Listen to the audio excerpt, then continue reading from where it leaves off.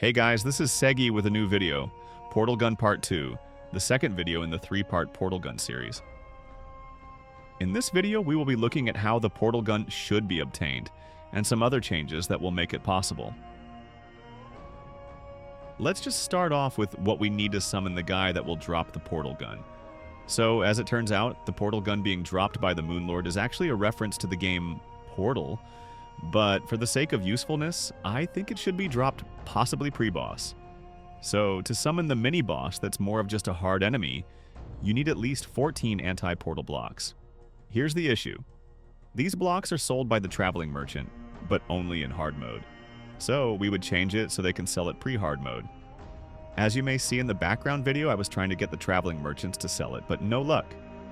Anyway, you would arrange the anti-portal blocks like so, making a 4x6 rectangle. Then you would put some lava in it, and bang!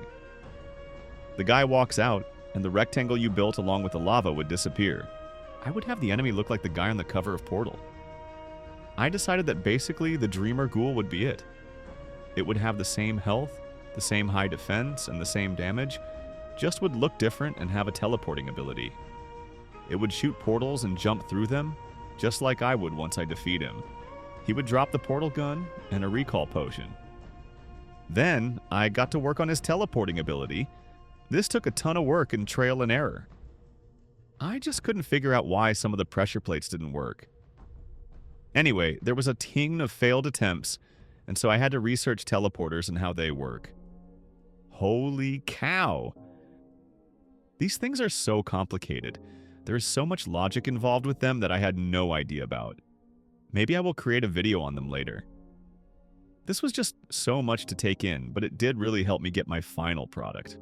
I tried putting a pressure plate on platforms, didn't work. I tried actuating the platforms, didn't work. I tried using levers and it did work.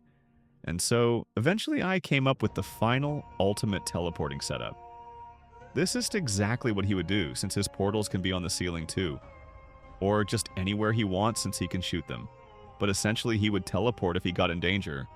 Or if his attacks didn't seem to hit me very well, he would teleport to surprise me. But here's the problem with me using levers as an example. I have to manually right-click them to make him teleport, which isn't very realistic. So I got to work updating and attempting to make it pressure plate powered. And yeah, this worked. In hindsight, I should have put pressure plates on both sides of each teleporter, so then him walking either way would teleport him, making it more realistic. However, I'm fine with how this turned out.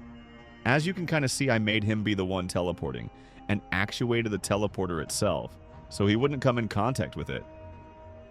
If I hit him towards the pressure plate and teleporter, he would teleport away, just like if I started hitting him, he would teleport away to safety. I'm just going to say it now, the Dreamer Ghoul has 32 defense. This means 16 damage reduction on Classic and 32 on Master Mode.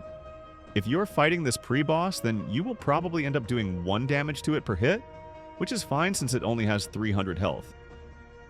If this guy did exist, he would take no damage from lava, so you can cheese him.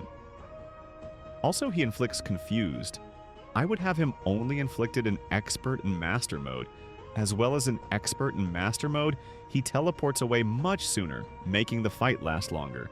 So, the only real use for this Portal Gun pre-hard mode or any time is for you to take no fall damage, or get yourself out of a sticky situation. It could also have uses when fighting a boss or taking out an event. So, yeah, it does have some uses, and that's why you should be able to get it before Moonlord. Here you can see me trying to do the 0 fall damage clutch, and it's very niche. There has to be 3 straight blocks on the ground you're trying not to land on, and if you miss, you're dead. Hey guys, I just want to thank you for finishing the video. I know, this video was shorter than usual, but don't worry, the third one will be longer and amazing. Subscribe to get notified when it releases. Also, I must admit, I called the thumbs up button a heart in part 1. I don't know what I was thinking. Anyway, if you haven't yet, check out the first one, and stay tuned for the third one.